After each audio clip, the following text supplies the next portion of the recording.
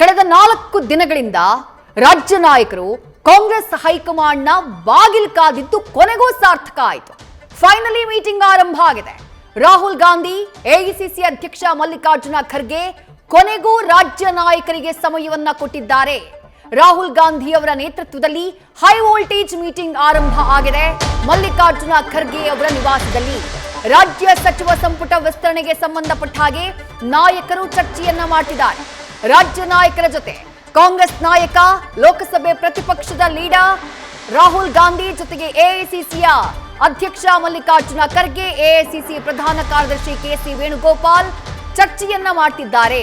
ರಾಜ್ಯ ಕಾಂಗ್ರೆಸ್ ಉಸ್ತುವಾರಿ Randeep Singh Surjewala, CM DK Shivakumar, ಮಾಜಿ ಸಿಎಂ ಸಿದ್ದರಾಮಯ್ಯ, ಕೆಪಿಸಿಸಿ ಅಧ್ಯಕ್ಷ ಬಿಕೆ ಹರಿಪ್ರಸಾದ್ ಈ ಸಭೆಯಲ್ಲಿ ಭಾಗಿಯಾಗಿದ್ದಾರೆ.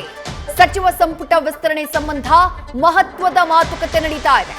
ಖಾಲಿ ಇರುವಂತಹ 20 ಸ್ಥಾನಗಳಿಗೆ ಯಾರನ್ನ ಸೇರಿಸಬೇಕು ಅನ್ನೋದಕ್ಕೆ ಸಂಬಂಧಪಟ್ಟ ಹಾಗೆ ಫೈನಲಿ ಚರ್ಚೆ ನಡೀತಾ ಇದೆ. ಕೆಸಿ ವೇಣುಗೋಪಾಲ್ ಅವರ ನೇತೃತ್ವದಲ್ಲಿ ಮೊನ್ನೆಯೇ ಚರ್ಚೆಯಾಯಿತು. 1.5 ಗಂಟೆಗಳ ಕಾಲ ಸುದೀರ್ಘ ಸಭೆ ನಡೆದಿತ್ತು. ಅದಾದ ನಂತರ ರಾಹುಲ್ ಗಾಂಧಿಗಾಗಿ ವೆಯ್ಟ್ ಮಾಡ್ತಾ ಇದ್ರು ರಾಜ್ಯದ ನಾಯಕರು. ಸಿಎಂ, ಮಾಜಿ ಸಿಎಂ ಹಾಗೆಯೇ ಕೆಪಿಸಿಸಿ ಅಧ್ಯಕ್ಷರು ರಾಹುಲ್ ಗಾಂಧಿ ಅವರ ಸಮಯ ಸಿಗ್ಲಿ ಅಂತ ವೇಟ್ ಮಾಡ್ತಾ ಇದ್ರು. ಆದ್ರೆ ರಾಹುಲ್ ಗಾಂಧಿ ಲೋಕಸಭೆಯಲ್ಲಿ ಬ್ಯುಸಿ ಆಗಿದ್ರು, ಪ್ರೆಸ್ ಮೀಟ್ ಗಳಲ್ಲಿ ಬ್ಯುಸಿ ಆಗಿದ್ರು. ಹಾಗಾಗಿ ರಾಜ್ಯ ನಾಯಕರಿಗೆ ಸಮಯವನ್ನ ಕೊಡೋದಕ್ಕೆ ಸಾಧ್ಯ ಆಗಿರ್ಲಿಲ್ಲ.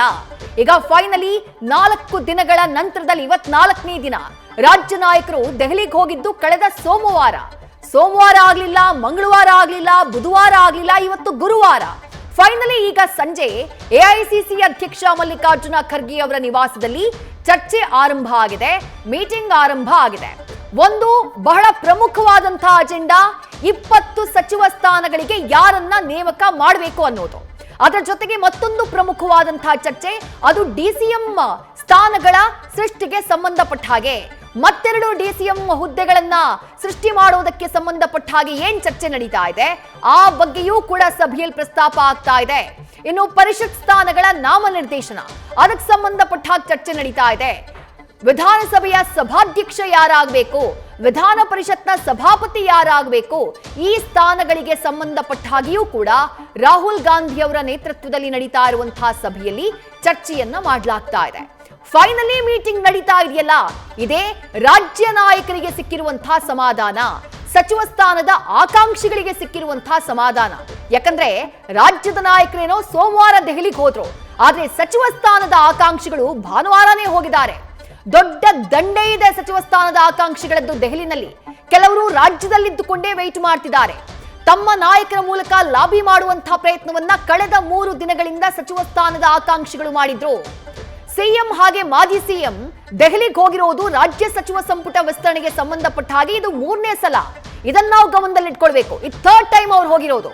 ಕಳೆದ ಬಾರಿ ಹೋದಾಗ್ಲೂ ಮಲ್ಲಿಕಾರ್ಜುನ ಖರ್ಗೆ ಅವರು ಇರ್ಲಿಲ್ಲ ಅನ್ನುವಂತಹ ಕಾರಣಕ್ಕಾಗಿ ರಾಜ್ಯಕ್ಕೆ ವಾಪಸ್ ಆಗ್ಬಿಟ್ಟಿದ್ರು. ಅದಾದ ನಂತರ ರಾಹುಲ್ ಗಾಂಧಿ ವಿದೇಶ ಪ್ರವಾಸಕ್ಕೆ ಹೋದ್ರು. ವಿದೇಶ ಪ್ರವಾಸದಿಂದ ವಾಪಸ್ ಬಂದ ಮೇಲೆ ಇಲ್ಲಿ ನೀಟ್ ಹೋರಾಟ ಶುರುವಾಗ್ಬಿಡ್ತು.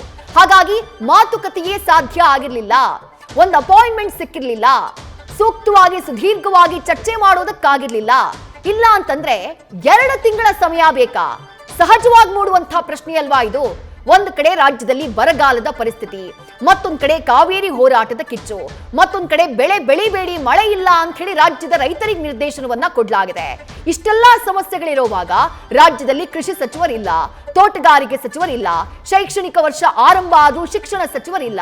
ಸಮಸ್ಯೆಗಳ ಸರಮಾಲೆ, ಇಲಾಖೆಗಳ ನೊಗವನ್ನ ಹೊತ್ತಂತಹ ಸಚಿವರುಗಳ ಅನುಪಸ್ಥಿತಿ. ರಾಜ್ಯದ ಜನ ಏನು ಮಾಡಬೇಕು? ಡಿಕೆ ಶಿವಕುಮಾರ್ ಅವರು ಮುಖ್ಯಮಂತ್ರಿಯಾಗಿ ಪದಗ್ರಹಣ ಮಾಡಿದ್ದು ಜೂನ್ 3ನೇ ತಾರೀಕು. ಇವತ್ತಿಗೆ 2 ತಿಂಗಳ ಹತ್ರ ಆಗ್ತಾ ಬಂತು. ನಾಳೆ ಸೋಮವಾರ ಬಂದ್ರೆ ಡಿಕೆ ಶಿವಕುಮಾರ್ ಅವರು ಸಿಎಂ ಆಗಿ 2 ತಿಂಗಳಾಗುತ್ತೆ, ಭರ್ತಿ 2 ತಿಂಗಳು. ಇನ್ನೂ ಸಚಿವ ಸಂಪುಟ ವಿಸ್ತರಣೆ ಆಗಿಲ್ಲ ಅನ್ನೋದೇ ಪ್ರತಿಪಕ್ಷಗಳಿಗೆ ಆಹಾರ ಆಗಿತ್ತು. ಜೊತೆಗೆ ರಾಜ್ಯದ ಸಚಿವ ಸ್ಥಾನದ ಆಕಾಂಕ್ಷಿಗಳ ಬೇಸರಕ್ಕೂ ಕಾರಣ ಆಗಿತ್ತು. ಮತ್ತಷ್ಟು ಡೀಟೇಲ್ಸ್ ನಮ್ಮ ಪ್ರತಿನಿಧಿ ಹರೀಶ್ ನೀಡ್ತಾ ಹೋಗ್ತಾರೆ. ಹರೀಶ್, ಯಾವಾಗ ಸಭೆ ಅನ್ನುವಂತಹ ಪ್ರಶ್ನೆಗೆ ಉತ್ತರನೇ ಇರಲಿಲ್ಲ. ಮೀಟಿಂಗ್ಗೆ ಸಮಯಾನೂ ನಿಗದಿ ಆಗಲಿಲ್ಲ. ಬಿಜೆಪಿಯವರೆಲ್ಲ ಟ್ರೋಲ್ ಮಾಡಿಬಿಟ್ರು.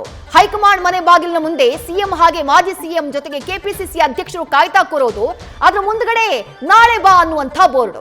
ಈ ರೀತಿಯಾಗಿ ಟೀಕೆ ಟಿಪ್ಪಣಿಗೆ ಹೈಕಮಾಂಡ್ನ ನಡೆ, ಕಾಂಗ್ರೆಸ್ ಹೈಕಮಾಂಡ್ನ ನಡೆ ಒಳಗಾಗಿತ್ತು. ಬಟ್ ಫೈನಲಿ ಈಗ ಮೀಟಿಂಗ್ ಆರಂಭ ಆಗಿದೆ. ಪಟ್ಟಿ ಇವತ್ತೇ ಫೈನಲ್ ಆಗುತ್ತಾ ಅನ್ನೋದೇ ಮೊದಲ ಪ್ರಶ್ನೆ ಹರೀಶ್. ವಿದೇಶದಲ್ಲಿ ಬಹಳ ಮುಖ್ಯವಾಗಿರುವಂಥದ್ದು ಡಿ ಕೆ ಶಿವಕುಮಾರ್ ರಾಜ್ಯದ ಮುಖ್ಯಮಂತ್ರಿ ಆದ 55 ದಿನಗಳ ಬಳಿಕ ಕೊನೆಗೂ ಕೂಡ ಸಚಿವ ಸಂಪುಟ ವಿಸ್ತರಣೆಗೆ ಇವತ್ತು ಸ್ಪಷ್ಟ ಚಿತ್ರಣ ಸಿಗಲಿದೆ ಅನ್ನುವಂಥದ್ದು ಕೂಡ ಗೊತ್ತಾಗ್ತಿದೆ. ಯಾಕಂತಂದ್ರೆ ಕೊನೆಗೂ ಕಳೆದ 4 ದಿನಗಳಿಂದಲೂ ಕೂಡ ರಾಜ್ಯದ ನಾಯಕರು ದೆಹಲಿಯಲ್ಲಿ ಬೀಡು ಬಿಟ್ಟಿದ್ರು. ರಾಹುಲ್ ಗಾಂಧಿ ಅವರ ಜೊತೆಗಿನ ಒನ್ ಟು ಒನ್ ಮಾತುಕತೆಗಾಗಿ ಕೂಡ ಎದುರು ನೋಡ್ತಾ ಇದ್ರು. ನಿನ್ನೆ ಕೂಡ 4:15 ಸುಮಾರಿಗೆ ನಿಗದಿ ಆಗಿದ್ದಂತಹ ಸಭೆ ಕೂಡ ಇವತ್ತು ಮುಂದೂಡಿಕೆ ಆಗಿತ್ತು. ಆದರೆ ಇವತ್ತು ಬೆಳಗ್ಗೆನೂ ಯಾವ ಸಮಯಕ್ಕೆ ಅದು ನಿಗದಿ ಆಗುತ್ತೆ ಅನ್ನುವಂಥದ್ದು ಯಕ್ಷ ಪ್ರಶ್ನೆ ಆಗಿತ್ತು. ಕೊನೆಗೂ ಕೂಡ ಈಗ ಮಲ್ಲಿಕಾರ್ಜುನ ಖರ್ಗೆ ಅವರ ದೆಹಲಿ ನಿವಾಸದಲ್ಲಿ AICC ಅಧ್ಯಕ್ಷ ನಿವಾಸದಲ್ಲಿ ಈಗ ಒಂದು ಸಭೆ ನಡೀತಾ ಇದೆ. ಆ ಒಂದು ಸಭೆ ರಾಹುಲ್ ಗಾಂಧಿ ಅವರ ನೇತೃತ್ವದಲ್ಲಿ ನಡೀತಿರುವಂಥ ಈ ಒಂದು ಹೈ ವೋಲ್ಟೇಜ್ ಸಭೆಯಲ್ಲಿ ಸಹಜವಾಗಿ AICC ಪ್ರಧಾನ ಕಾರ್ಯದರ್ಶಿ KC ವೇಣುಗೋಪಾಲ್, AICC ಅಧ್ಯಕ್ಷ ಮಲ್ಲಿಕಾರ್ಜುನ ಖರ್ಗೆ, ಉಸ್ತುವಾರಿ ಸುರ್ಜೇವಾಲಾ, ಸೊ ಇವರು ಭಾಗಿಯಾಗಿರುವುದರ ಜೊತೆಗೆ ರಾಜ್ಯ ನಾಯಕರು ಅಂದರೆ CM DK ಶಿವಕುಮಾರ್, ಮಾಜಿ ಮುಖ್ಯಮಂತ್ರಿ ಸಿದ್ದರಾಮಯ್ಯ ಮತ್ತು KPCC ಅಧ್ಯಕ್ಷ BK ಹರಿಪ್ರಸಾದ್, ಇಷ್ಟೂ ಜನ ನಾಯಕರು ಒಟ್ಟಿಗೆ ಈಗ ಹೈ ವೋಲ್ಟೇಜ್ ಮೀಟಿಂಗ್ ಅನ್ನು ಮಾಡ್ತಾ ಇದ್ದಾರೆ. ಸಚಿವ ಸಂಪುಟದಲ್ಲಿ ಖಾಲಿ ಇರ್ತಕ್ಕಂಥ ಸ್ಥಾನಗಳಿಗೆ ಯಾರನ್ನೆಲ್ಲ ಸೇರ್ಪಡೆ ಮಾಡ್ಕೊಳ್ಬೇಕಾಗುತ್ತೆ, ಯಾರಿಗೆ ಅವಕಾಶ ಕೊಡಬೇಕಾಗುತ್ತೆ, ಯಾವ ಮಾನದಂಡದಲ್ಲಿ ಕೊಡಬೇಕಾಗುತ್ತೆ, ಜಾತಿವಾರ ಸಮೀಕರಣ ಆಗಿರ್ಬೋದು, ಜಿಲ್ಲೆಗಳನ್ನ ಪರಿಗಣಿಸುವಂಥದ್ದಾಗಿರ್ಬೋದು, ಜೊತೆಗೆ ಪ್ರಾದೇಶಿಕತೆಯನ್ನು ಅಸಮಾನತೆಯನ್ನು ಗಮನದಲ್ಲಿಟ್ಟುಕೊಂಡು ಸೊ ಅಲ್ಲಿ ಸಚಿವ ಸಂಪುಟದಲ್ಲಿ ಅವಕಾಶ ಕೊಡುವಂಥದ್ದಾಗಿರ್ಬೋದು. ಈಗ ಹಲವು ರೀತಿಯಲ್ಲಿ ಮಹತ್ವದ ಚರ್ಚೆಯನ್ನು ಕೂಡ ನಡೆಸ್ತಾ ಇದೆ.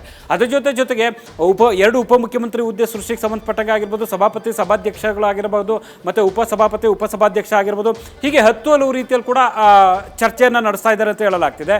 ಬಹಳ ಮುಖ್ಯವಾಗಿರುವಂಥದ್ದು ಇವತ್ತೇ ಕೂಡ ನೂತನ ಸಚಿವರ ಪ್ರಮಾಣ ವಚನ ಸ್ವೀಕಾರ ಕಾರ್ಯಕ್ರಮ ಕೂಡ ರಾಜಭವನದಲ್ಲಿ ನಿಗದಿ ಮಾಡಲಾಗಿತ್ತು. ಅಂದರೆ CM ಕಚೇರಿಯಿಂದಲೂ ಕೂಡ ಲೋಕೋಪಯೋಗಿ ಇಲಾಖೆ ಮತ್ತು ಲೋಕಭವನಕ್ಕೆ ಎರಡು ಮೌಖಿಕ ಸಂದೇಶ ರವಾನೆ ಆಗಿತ್ತು. ಇವತ್ತು ಸಂಜೆ ಆಗುತ್ತೆ ಅನ್ನುವಂಥದ್ದಾದರೆ ಈಗಷ್ಟೇ ಕೂಡ ಮೀಟಿಂಗ್ ಆರಂಭ ಆಗಿರುವಂಥ ಕಾರಣಕ್ಕಾಗಿ ನಾಳೆ ಬಹುಶಃ ನಡೆಯುವಂಥ ಸಾಧ್ಯತೆ ಇದೆ ಅಂತ ಹೇಳಲಾಗ್ತಿದೆ. ಆದರೆ ಸದ್ಯದ ಪರಿಸ್ಥಿತಿಯಲ್ಲಿ ಕಾವೇರಿ ಕಿಚ್ಚು ಈಗ ತೀವ್ರ ಸ್ವರೂಪವನ್ನು ಪಡ್ಕೊಂಡಿದೆ. ರಾಜ್ಯಾದ್ಯಂತ ಹೋರಾಟಗಳಾಗ್ತಿದ್ದಾವೆ. ಜೊತೆಗೆ ಕನ್ನಡ ಪರ ಸಂಘಟನೆಗಳು ಕೂಡ ಬಂದ್ಗೆ ಕರೆವನ್ನು ನೀಡುವಂಥ ನಿಟ್ಟಿನಲ್ಲಿ ಕೂಡ ಮುಂದಾಗಿದ್ದಾವೆ. ಸೊ ಅಲ್ಲಿ ಮಂಡ್ಯ ಇದು ಕಾವೇರಿ ಕೊಳ್ಳದ ಭಾಗದಲ್ಲಿ ರೈತರು ವ್ಯಾಪಕವಾಗಿ ಪ್ರತಿಭಟನೆಯನ್ನು ಮಾಡ್ತಾ ಇದ್ದಾರೆ. ಇದೆಲ್ಲದ ನಡುವೆ ಇದು ನೂತನ ಸಚಿವರ ಪದಗ್ರಹಣ ಆಗುತ್ತಾ ಅನ್ನುವಂಥ ಸ್ವೀಕಾರ ಕಾರ್ಯಕ್ರಮ ಆಗುತ್ತಾ ಅನ್ನುವಂಥ ಚರ್ಚೆಗಳು ಕೂಡ ಸದ್ಯಕ್ಕೆ ವ್ಯಕ್ತ ಆಗ್ತಿದೆ.